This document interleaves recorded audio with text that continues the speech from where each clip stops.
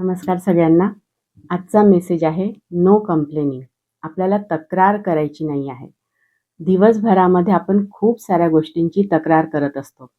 अगदी हवामानाबद्दल, राजकारणाबद्दल, कुटुंबाबद्दल, आपल्या कामाच्या ठिकाणाबद्दल काही ना काही सुरूच असते. कंटिन्यू तक्रार करण्याच्या मूडमध्ये जर आपण असू तर काय होते, आपण लोअर एनर्जीला जातो. आपण निगेटिव्हिटी आणखीन जास्त अट्रॅक्ट करतो. बरं, इतकी तक्रार करून सुद्धा काय फरक पडतो आहे? आपण त्याचं समाधान, त्याची ती समस्या सोडवतो आहे का? जर सोडवत असू तर वेगळी गोष्ट, की नुसतंच आपण तक्रार करतो आहे, दुःखी होत आहे, खूप साऱ्या गोष्टी आहेत, विचार करत बसतो आहे. ते न करता आपले लक्ष केंद्रित कुठे करायचे? तक्रारीकडे करायचे नाही आहे, तर त्या तक्रारीचं सोल्युशन काय निघेल त्याच्यावर करायचं आहे. आजकालच्या मुलांना सुद्धा बघा किती तक्रारी असतात. त्यांना जर कमी मार्क्स मिळाले समजा, तर ते लगेच म्हणतात, की माझ्यासाठी स्पेशल रूम नाही आहे, मला टेबल नाही आहे बसायला, आपल्या घरात किती आवाज होतो, असं आहे, तसं आहे. परंतु आधी पहा, कुटुंब मोठे असायचे. 4, 5, 6 व्यक्ती एकाच कुटुंबात असायच्या आणि फक्त 2च रूम्स, 1 रूम किंवा 2 रूम्स असायच्या.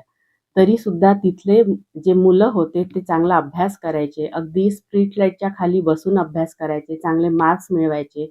ते कोणती तक्रार करायचे का? आजकाल मुलांना सगळं काही मिळून सुद्धा नेहमी ते कंप्लेनिंग मोडमध्ये असतात. मग जर ही सवय जर त्यांना आत्तापासून लागली, तर पुढे तर त्यांना खूप साऱ्या गोष्टींचा सामना करायचा आहे. त्याच्यामुळे जर आपण तक्रार करणं थांबवलं, तर मुलंसुद्धा आपल्याकडून तेच शिकतील. आणि त्यासाठी काय करायचं आहे, सगळ्यात बेस्ट, याच्या आधी पण मी सांगितलं होतं, की एक्सेप्टन्स जे आहे त्याच्यामध्ये समाधान मानायचं. माझ्याकडे हे नाही आहे, ते नाही आहे, पैसा नाही आहे, नोकरी नाही आहे. तक्रार करत बसायची नाही आहे.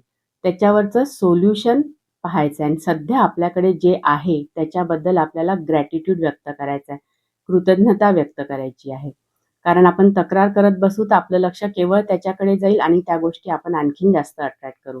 त्याच्यापेक्षा त्या गोष्टीचं सोल्युशन काय आहे त्याच्यावर विचार करायचा आणि त्यानुसार आपलं पुढचं पाऊल टाकायचं आहे, जर आपल्याला आनंदी राहायचं असेल तर. आजचा मेसेज नो कंप्लेनिंग. पुढल्या मेसेजमध्ये बघूया फेस द फिअर.